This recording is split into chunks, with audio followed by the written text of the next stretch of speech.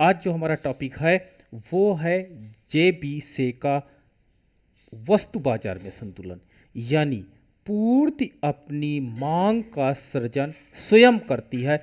इस विषय पर आज हम लोग डिस्कस करने जा रहे हैं और देखते हैं कि वास्तव में कैसे वस्तु बाजार संतुलन में होता है। आपको हमने पहले ही डिस्कस किया था कि जो वस्तु बाजार होता है इसमें परिवर्तनीय तत्व या चर मूल्य होता है, यानी वस्तु का मूल्य होता है। तो वस्तु बाजार वो बाजार होता है जिसमें डिमांड ऑफ एक्स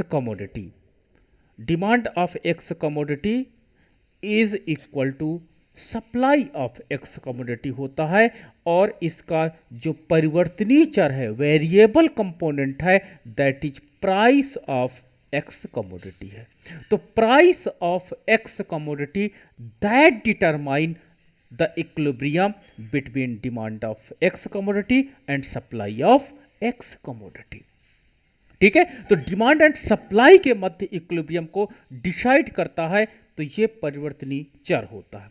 यह सिद्धांत वास्तव में जेबी से ने दिया था, इसीलिए इसे से का सिद्धांत, सेज थ्योरम के नाम से भी जाना जाता है। और सेज ने कहा था, ठीक है, जेबी से ने कहा था, क्या कहा था कि यदि अर्थव्यवस्था में सप्लाई हो जाती है, ठीक है, पूर्ति हो जाती है, तो ये पूर्ति जो होती है वो अपनी डिमांड स्वयं क्रिएट कर लेती है, यानी जो इसकी डिमांड होती है इसकी पूर्ति में ही निहित है। ठीक है, यानी एक बात तो है कि इकोनॉमी में हमको सप्लाई साइड पर फोकस करना चाहिए। ठीक है, हमको क्या करना चाहिए, एक एरिया है और उस एरिया में हमको रोड डेवलप कर देना चाहिए, हमको बिजली और पानी कंस्ट्रक्ट कर देना चाहिए। ऑटोमेटिक इन्वेस्टर आएंगे और यहाँ पर अपनी फर्मों को लगा देंगे, और यहाँ जो उत्पादित वस्तुएं हैं उन उत्पादित वस्तुओं के लिए ऑटोमेटिक बाजार बन जाएगा। ठीक है, तो इन्होंने सप्लाई साइड की बात किया कि गवर्नमेंट को सप्लाई साइड में यानी इंफ्रास्ट्रक्चर डेवलपमेंट पर फोकस करना चाहिए था।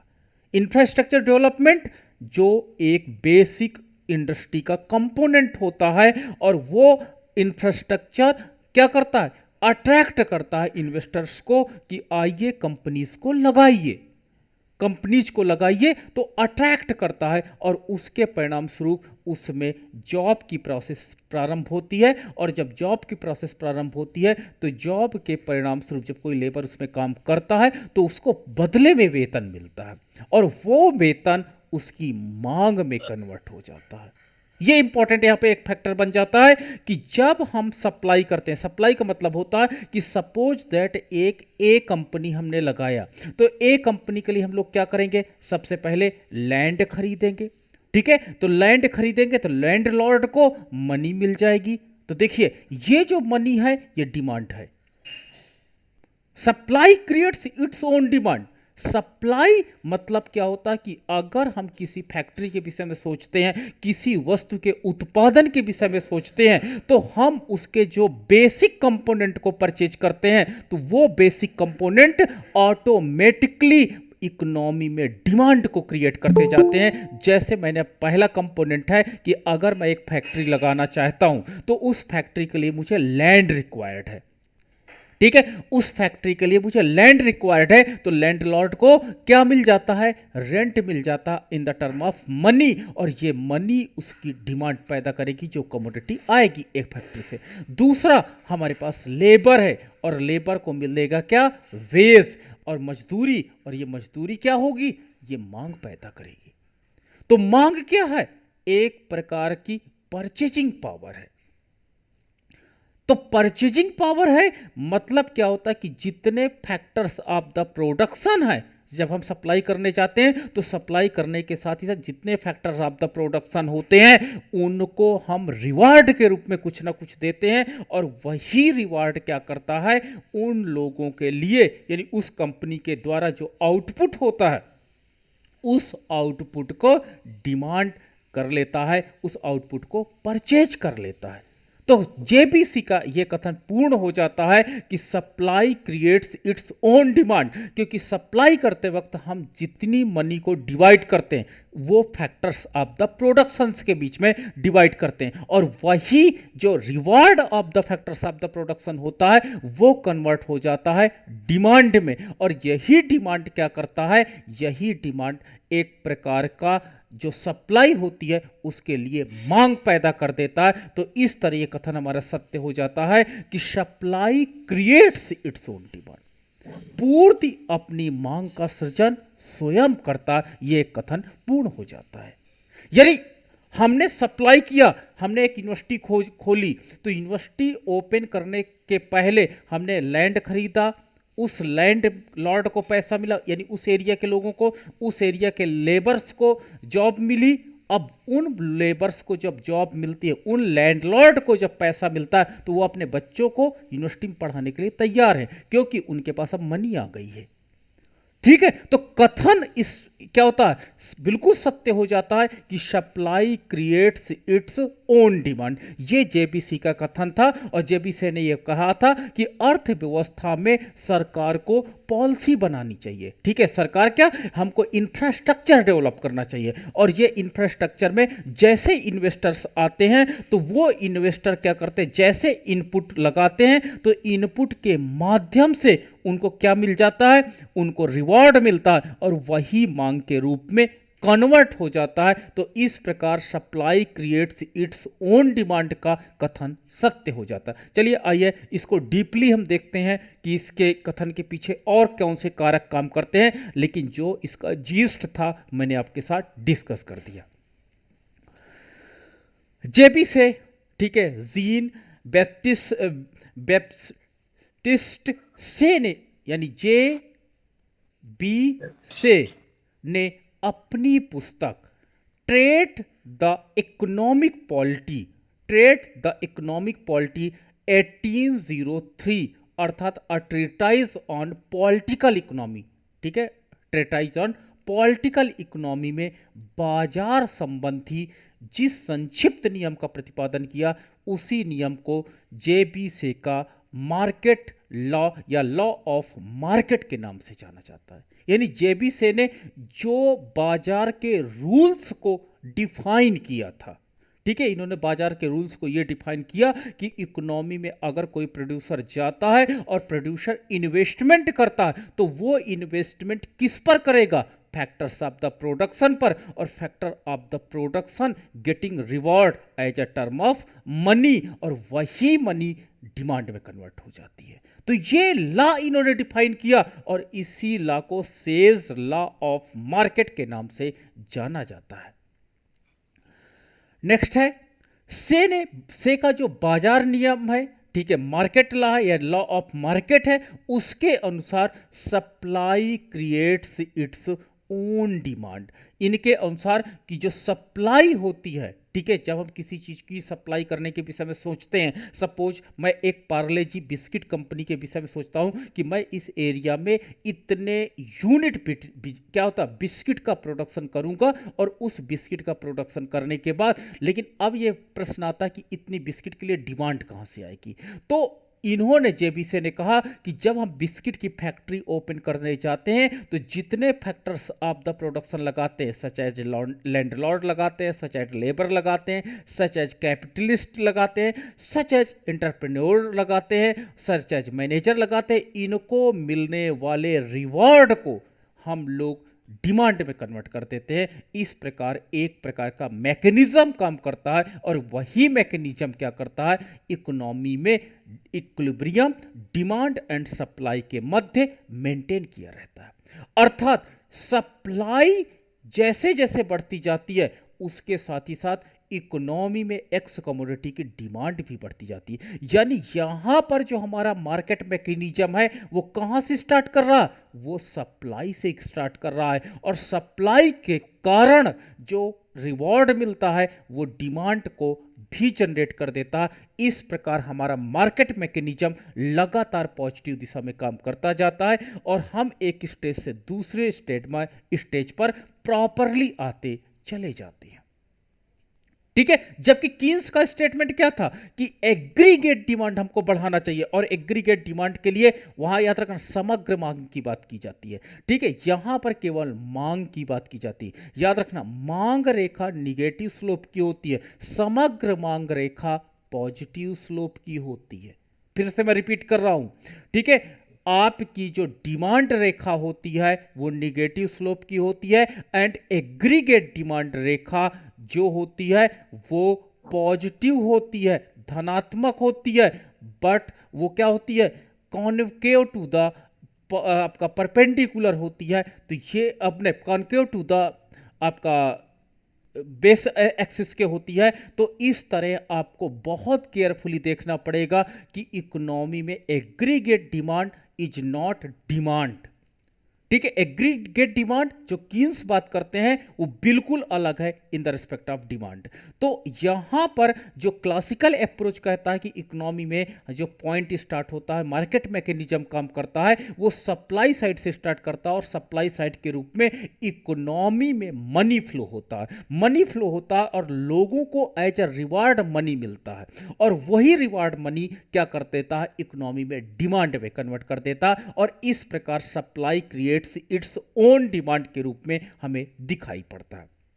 ठीक है, तो से के अनुसार जिस अनुपात में पूर्ति बढ़ती है, देखो जितना हम सप्लाई बढ़ाएंगे या जितनी सप्लाई घटाएंगे, उसी अनुपात में उत्पादन के साधनों की क्रय शक्ति और मांग भी बढ़ेगी।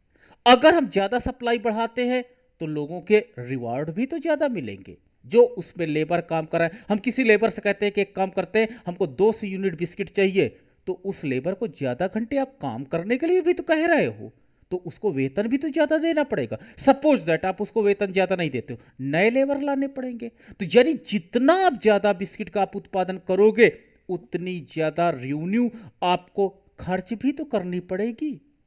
ठीक है, as a reward of the labour, परिणाम स्वरूप उतने बिस्किट बनेंगे, पैकिंग होगी, पैकिंग वाला लेगा चार्जेस, ट्रांसपोर्ट होगा, ट्रांसपोर्ट वाला लेगा चार्जेस। तो इससे इकोनॉमी में लोगों की इनकम जनरेट होती चली जाती है, और यही इनकम क्या होती है, यही इनकम इकोनॉमी में डिमांड को पैदा कर देती है। तो ये पॉइंट एक इंपॉर्टेंट पॉइंट के रूप में हमें दिखाई पड़ जाता है कि जो सप्लाई होता है, सप्लाई एक कंपोनेंट होता, और इस कंपोनेंट के अंतर्गत हमको ये देखने को मिलता है।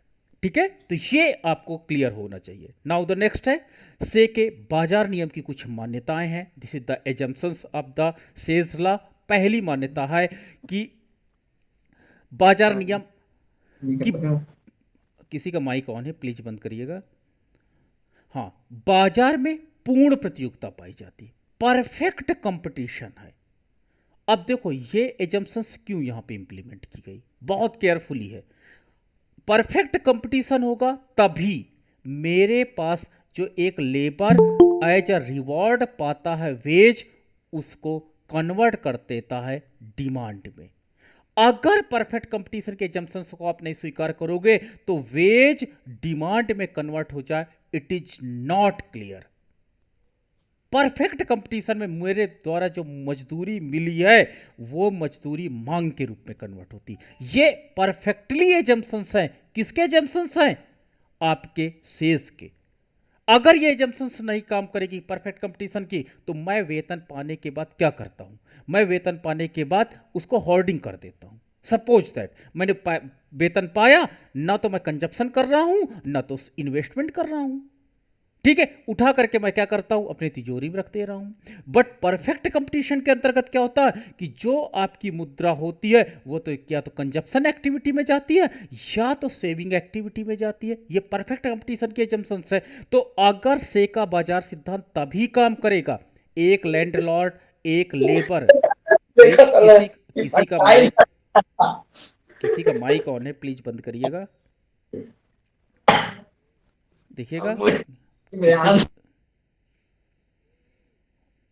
तो इस प्रकार अगर ये परफेक्ट कंपटीशन की एजम्पशंस को आप नहीं एक्सेप्ट करते हो तो से का सिद्धांत नहीं काम करेगा। ठीक है, एक लैंडलॉर्ड है, लैंडलॉर्ड ने क्या किया, पैसा पाया, एक भूमिपति ने, भूमि के मालिक ने पैसा पाया और उस पैसे को कहाँ खर्च कर दिया? नई जमीन खरीदने में खर्च कर दिया। लो, आपके प्रोडक्ट की डिमांड कहाँ बढ़ गई? तो परफेक्ट कंपटीशन का अगर एजम्पशंस होगा तभी से का बाजार नियम, से का मार्केट लॉ या supply creates its own demand जैसी थ्योरम काम करेगी, अन्यथा नहीं करेगी। दूसरा, कीमतों, मजदूरी तथा ब्याज की दर में लोचशीलता पाई जाती है, इलास्टिसिटी होती है। मैंने क्या बोला कि इकोनॉमी में प्राइस फ्लेक्सिबल होता है, ठीक है। मजदूरी, मैंने अभी रियल वेज की कल बात की, 2 दिन से चर्चा कर रहा हूं रियल वेज की, फ्लेक्सिबल होगा। रेट ऑफ इंटरेस्ट फ्लेक्सिबल होगा। देखो, तीनों मार्केट के कंपोनेंट हैं। ये आपका लेबर मार्केट का कंपोनेंट है, ये आपका कमोडिटी मार्केट का कंपोनेंट है, और ये कैपिटल मार्केट का कंपोनेंट है, जिसमें तीनों फ्लेक्सिबल माने गए हैं क्योंकि यही तीनों अर्थव्यवस्था में इक्विलिब्रियम को डिटरमाइन करते हैं। इसलिए यहां पर अगर ये फ्लेक्सिबल नहीं होंगे तो से का बाजार सिद्धांत काम नहीं करेगा, ठीक है। अर्थात पर जो flexible price wage and rate of interest है, ये कैपिटल मार्केट में, लेबर मार्केट में एंड कमोडिटी मार्केट में इक्विलिब्रियम को स्टेब्लिश करते हैं। तो ये दूसरी एजम्पशंस बहुत इंपॉर्टेंट हो जाती है कि अगर फ्लेक्सिबिलिटी नहीं होगी तो इन मार्केट में इक्विलिब्रियम होना संभव नहीं होगा। थर्ड, मुद्रा केवल एक आवरण मात्र है, इसका आर्थिक क्रियाओं पर कोई प्रभाव नहीं पड़ता है। आवरण मात्र का मतलब होता एक मीडियम है, मीडियम है वस्तुओं को खरीदने का, ठीक है। अब ये आप उसमें डीपली नहीं जाएंगे कि the real purchasing power of the money, the value of the money, in component पर हम बात नहीं कर रहे हैं। एक जैसे गांव के लोग एक बड़े विस्तृत अर्थ में कि मनी का रोल केवल परचेजिंग करना है, अन्य उसका कोई रोल नहीं होता है, केवल इस बात को हम यहां पर स्वीकार कर रहे हैं। आगे है, सारी मुद्रा खर्च कर दी जाती है। देखो, supply creates its own demand में यह माना जाता है कि 500 करोड़ रुपए की एक पार्ले जी हमने कंपनी लगाई और ये 500 करोड़ रुपए कहां पर खर्च हो गया? लेबर को, सॉरी, लैंडलॉर्ड को एज रेंट देने में 100 करोड़ रुपए, ठीक है। लेबर को वेज देने में 200 करोड़ रुपए, ठीक है। आपके पास कैपिटलिस्टिक को पूंजी देने में 200 करोड़ रुपए। अब देखो, ये जितने हमारे पास रिवार्ड है या 150 रुपए, करोड़ रुपए, बाकी अन्य, तो ये जो रिवार्ड है, ये रिवार्ड फिर से कन्वर्ट होकर के डिमांड में आएगा, तभी हम मानेंगे। यानी जितनी मुद्रा ये पाते हैं, चाहे वो लैंडलॉर्ड हो, चाहे वो लेबर हो, चाहे कैपिटलिस्टिक हो, चाहे यहाँ पर एंटरप्रेन्योर हो, चाहे मैनेजर हो, ये सारा का सारा जो इनकम पाते हैं वो पूरा का पूरा इनकम खर्च कर देते हैं किस पे? कंजप्शन एक्टिविटी पर। या खर्च नहीं करते हैं तो इन्वेस्टमेंट कर देते हैं बैंक के थ्रू, तभी ये सिद्धांत काम करेगा, अन्यथा ये सिद्धांत काम नहीं करेगा। नाउ द नेक्स्ट है, आर्थिक क्रियाओं में सरकार की ओर से किसी प्रकार का हस्तक्षेप नहीं है। There is no interfere by the government. Government किसी प्रकार का रिस्ट्रिक्शंस या इंटरफेयर नहीं करती है, ठीक है। यानी क्लासिकल अप्रोच देखो बहुत स्पष्ट था। क्लासिकल अप्रोच कहता है कि जो मार्केट मैकेनिज्म है वो मार्केट मैकेनिज्म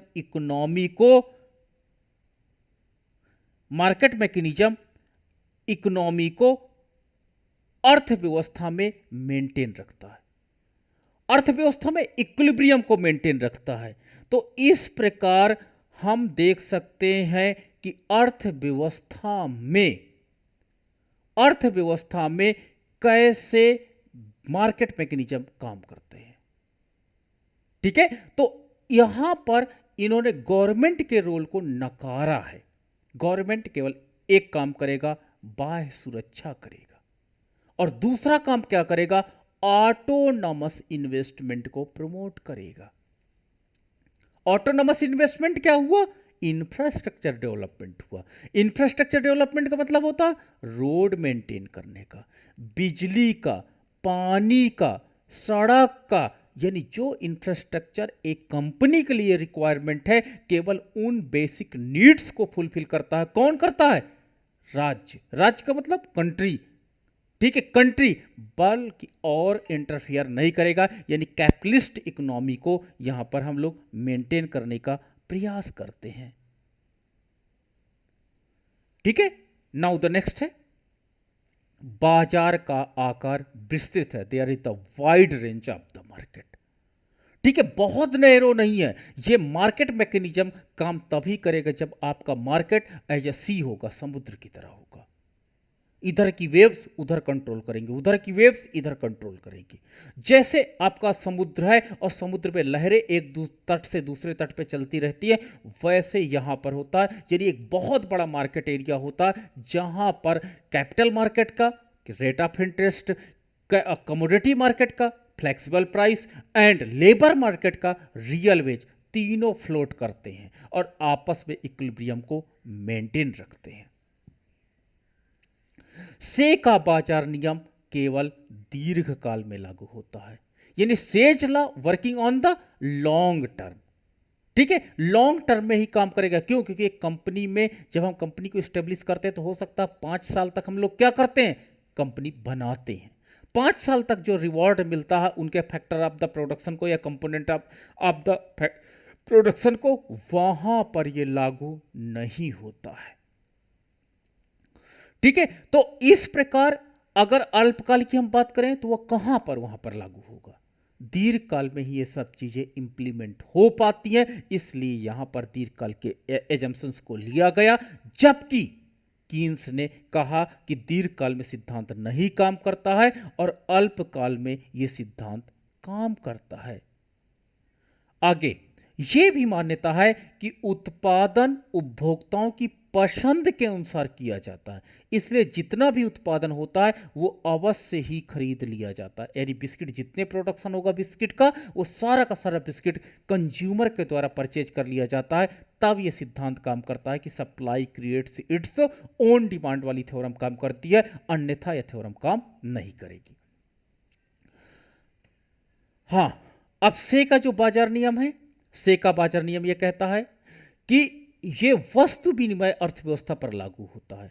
वस्तु विनिमय अर्थव्यवस्था पर लागू होता है, इसका मतलब क्या होता है कि मान लीजिए हमारी अर्थव्यवस्था में कोई चीज है जिसको हम डेवलप करना चाहते हैं, तो डेवलप करने के परिणाम स्वरूप क्या होता है कि पहले हम उसको रिवॉर्ड के रूप में क्या देते हैं, और वही जो रिवॉर्ड होता है वही कन्वर्ट होकर के हमारे पास एज ए डिमांड कन्वर्ट हो जाता है। तो यहां पर प्रत्येक उत्पादक जब वस्तुओं को उत्पादन करता है तो पूर्ति का निर्माण करता है, और वो ऐसा इसलिए करता है जिससे वो इसके बदले में दूसरी वस्तुओं को प्राप्त कर सके, तो मांग का निर्माण कर सके। तो उसके द्वारा जो उत्पादित की गई वस्तुएं हैं उनको दे करके बदले में दूसरी वस्तुएं प्राप्त कर लेता। तो इस प्रकार जिस अर्थव्यवस्था में बार्टर सिस्टम काम करता है वहां पर से का supply creates its own demand वाली थ्योरम काम करती है।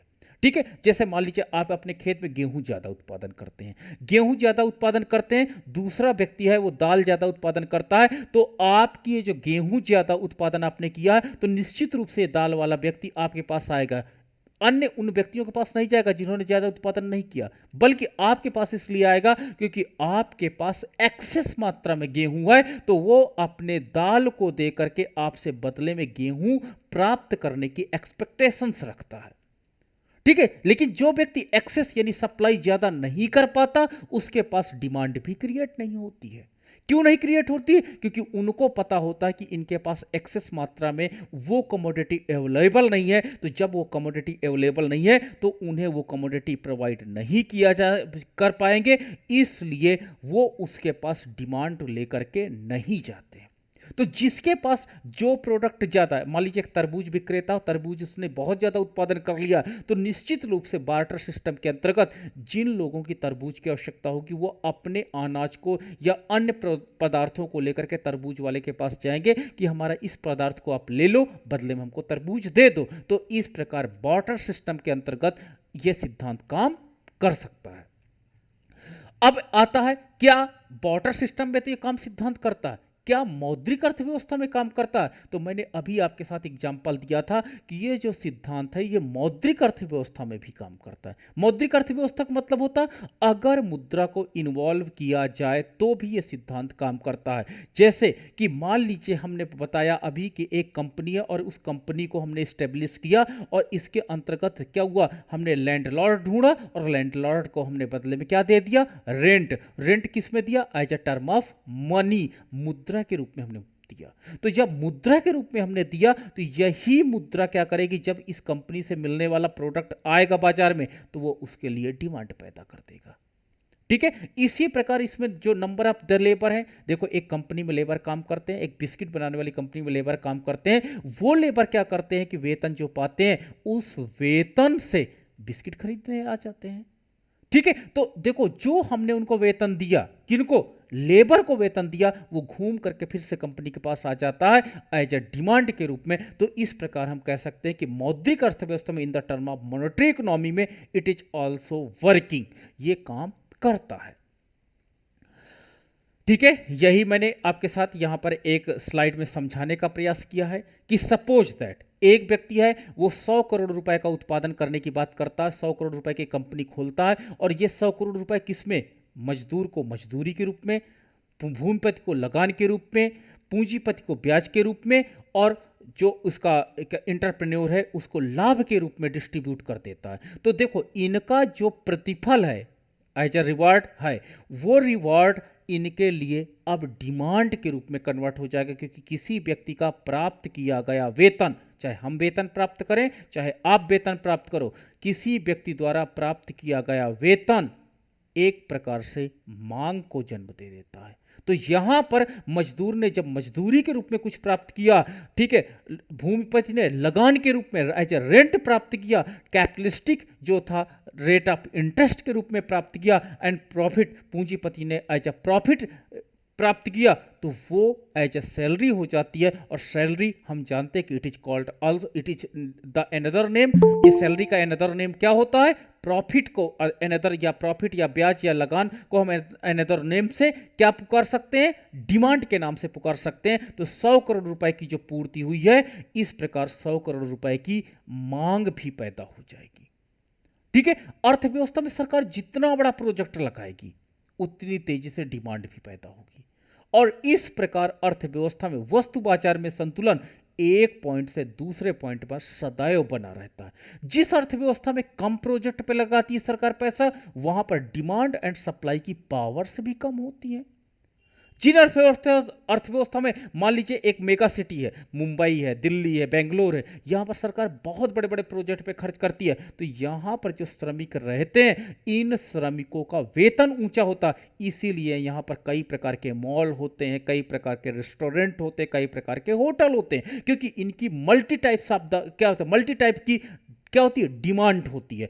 वहीं गांव में कम सप्लाई ऑफ मनी होती है, कम प्रोजेक्ट काम करते हैं, जब कम प्रोजेक्ट काम करते हैं तो लोगों का इनकम कम होते हैं, जब इनकम कम होते हैं तो वहां पर मार्केट मैकेनिज्म स्लो काम करता है और परिणाम स्वरूप डिमांड कम होती है। इस प्रकार कम डिमांड एंड सप्लाई के कारण अर्थव्यवस्था इक्विलिब्रियम पे रहता है, but come powerful demand and supply के इन्वायरमेंट पे रहता है। तो इस प्रकार हम देखते हैं कि जितना सप्लाई करते चले जाएंगे उसी के अनुरूप हमारी अर्थव्यवस्था में डिमांड भी बढ़ती चली जाएगी। रिजल्ट क्या निकलते हैं से के सिद्धांत से, रिजल्ट पहला निकला कि सामान्य अति उत्पादन संभव नहीं है। ठीक है, सामान्य अति उत्पादन, ओवर प्रोडक्शन पॉसिबल नहीं है। ओवर प्रोडक्शन पॉसिबल क्यों नहीं है, सपोज दैट एक गेहूं वाला किसान ज्यादा गेहूं उत्पादन कर लेता और कोई लेने नहीं आता, अगली बार किसान नहीं बोएगा। क्यों, क्योंकि किसान को ये बात को पता चल गया कि अरे इतना प्रोडक्शन नहीं बिका मेरा। उसी तरह बिस्किट फैक्ट्री भी है, वो जानती कि अरे मेरा इतना स्टॉक बच जाता है, उतने स्टॉक का प्रोडक्शन नहीं करेगा। ठीक है, तो कभी भी क्लासिकल अप्रोच ये कहता है कि इकोनॉमी में एक्सेस प्रोडक्शन यानी ओवर प्रोडक्शन नहीं होता एंड लेस प्रोडक्शन भी नहीं होता है। लेस प्रोडक्शन होगा वो तुरंत नई एक यूनिट फर्म की डाल देगा और उस प्रोडक्शन को अगले साल टारगेट में लेकर के कवर करने का प्रयास करेगा। तो इस प्रकार से का सिद्धांत हमें यह कहता है कि अर्थव्यवस्था में ना तो ओवर प्रोडक्शन पाया जाता है और ना ही अंडर प्रोडक्शन पाया जाता है। ठीक है, रिजल्ट पहला यह निकला। दूसरा, सामान्य बेरोजगारी असंभव है, अनएम्प्लॉयमेंट नहीं होगा। अनएम्प्लॉयमेंट क्यों नहीं होगा? क्योंकि अर्थव्यवस्था में जो फ्लेक्सिबल रियल वेज है, वो फ्लेक्सिबल रियल वेज अर्थव्यवस्था को लेबर मार्केट में इक्विलिब्रियम मेंटेन रखती है, और जब लेबर मार्केट में इक्विलिब्रियम को मेंटेन रखती है तो बेरोजगारी होना असंभव होता है। नाउ द नेक्स्ट है आंशिक अति उत्पादन तथा आंशिक बेरोजगारी संभव है। हाँ, पार्शियल ओवर प्रोडक्शन हो सकता है एंड पार्शियल अनएम्प्लॉयमेंट, ये हम नहीं कह सकते हैं। ठीक है, पार्शियल का मतलब होता है थोड़े दिन के लिए बेरोजगारी आ सकती है, it may be possible. And आंशिक अति उत्पादन भी हो सकता है। हाँ, अचानक हमने अनुमान गलत लगा लिया, अधिक उत्पादन हो सकता है, बट लॉन्ग टर्म में यह ओवर प्रोडक्शन नहीं रहेगा। ठीक है, तो पार्शियल ओवर प्रोडक्शन में be possible, partial under production it में बी पॉसिबल, और पार्शियल अनएम्प्लॉयमेंट ऑल्सो में बी पॉसिबल। तो ये दोनों कंडीशन होती हैं, उपलब्ध होती हैं। इस प्रकार से का बाजार नियम ये रिजल्ट हमें बताता है। बेरोजगार साधन अपने उपयोग के लिए स्वयं आय उत्पन्न कर लेते हैं। ठीक है, अब देखो, जितना आपके गांव के लोग होंगे, आपके पड़ोस के लोग होंगे जो अनएम्प्लॉयड हैं, वो देखिएगा कोई ना कोई इकोनॉमिक एक्टिविटी में अपने आप को इन्वॉल्व कर लेते हैं। ठीक है, गांव में देखिए जाके कटाई का काम होता है, उसमें लग जाते हैं। ठीक है, कोई ऐसी इकोनॉमिक एक्टिविटी जो उनके सर्वाइवल के लिए बड़ा इंपॉर्टेंट होता, उसी में गांव में मैंने देखा खेतों में काम करने लगते हैं, मैंने देखा कि चरवाहे के रूप में काम करते लगते हैं। तो इस प्रकार बेरोजगार साधन अपने उपयोग के लिए स्वयं आय उत्पन्न कर लेते हैं, क्योंकि उनका सर्वाइवल अन्य द्वारा किया जाना संभव नहीं हो पाता। अर्थव्यवस्था के सभी आर्थिक तत्व स्वतः समन्वय स्थापित हो जाता है, यानी यहां पर ऑटोमेटिक पावर काम करती है। ठीक है, मार्केट मैकेनिज्म काम करता है। ठीक है, चाहे वो कमोडिटी मार्केट हो, चाहे वो कैपिटल मार्केट हो, और चाहे वो लेबर मार्केट हो। इस प्रकार जो इसके इकोनॉमिक फैक्टर हैं, वो इकोनॉमिक फैक्टर ऑटोमेटिक इक्विलिब्रियम में चले जाते हैं। मुद्रा केवल आवरण मात्र है। ठीक है, यहां पर रोल मनी के रोल को बिल्कुल तटस्थ माना गया है, न्यूट्रल माना गया है। मैं बार बार बोल रहा हूं, बाकी जो आपके फ्रीडमैन के सिद्धांत है, मुद्रा को कितना इंपॉर्टेंट रोल दिया गया, बट क्लासिकल अप्रोच में मनी केवल एक न्यूट्रल रोल प्ले कर रही है और कोई रोल नहीं प्ले कर रहा है। आलोचनाएं, इस से के बाजार नियम की प्रमुख आलोचनाएं निम्नलिखित हैं। पहला, कीन्स ने से के जो बाजार नियम है उनकी आलोचना करते हुए कहा कि अति उत्पादन संभव है, अर्थव्यवस्था में ओवर प्रोडक्शन पॉसिबल है, क्योंकि इतना एग्जैक्ट अनुमान लगाना किसी एक व्यक्ति विशेष की विषय में, मतलब वो उतना अधिक एग्जैक्ट अनुमान नहीं लगा सकता है। दूसरा, कीन्स ने से के नियम के इस निष्कर्ष की भी आलोचना की कि सामान्य बेरोजगारी संभव नहीं है। कीन्स ने कहा कि एग्रीगेट डिमांड के अभाव में अर्थव्यवस्था में सामान्य बेरोजगारी पाई जा सकती है। तो इस प्रकार कीन्स ने कहा कि ये जो इन्होंने कहा कि नहीं, अर्थव्यवस्था में अनएम्प्लॉयमेंट नहीं पाया जा सकता है, ऐसा नहीं है। लैक ऑफ एग्रीगेट डिमांड अर्थव्यवस्था में अनएम्प्लॉयमेंट की सिचुएशंस पाई जा सकती है। तो ये इन्होंने कहा कि नहीं, ये नहीं पॉसिबल है। नाउ द नेक्स्ट है, से के बाजार नियम की यह धारणा भी गलत है कि अर्थव्यवस्था स्वयं समन्वय में आ जाती है, यानी ऑटोमेटिक पावर इकोनॉमी को इक्विलिब्रियम में ला देते हैं। जो ये जेबी से ने ये सिद्धांत प्रतिपादित किया था, ये सिद्धांत ऑटोमेटिकली कट जाता, क्योंकि अर्थव्यवस्था में अगर ऑटोमेटिक पावर काम करती है तो अर्थव्यवस्था में जब प्राइस हाई हो जाता, या प्राइस लो हो जाता, या अंडर प्रोडक्शन हो जाता, या ओवर प्रोडक्शन हो जाता, तो क्यों अर्थव्यवस्था उसी में मेंटेन रहती है? क्यों नहीं ऑटोमेटिक पावर काम करती है और अर्थव्यवस्था अपने पुनः संतुलन स्तर पर आ जाती है? तो इन्होंने कहा कि नहीं, ऑटोमेटिक पावर थोड़ी हद तक काम करती है, लेकिन सदैव एक बड़े पावरफुल के रूप में काम नहीं करती है। बचत और निवेश में संतुलन की धारणा गलत है।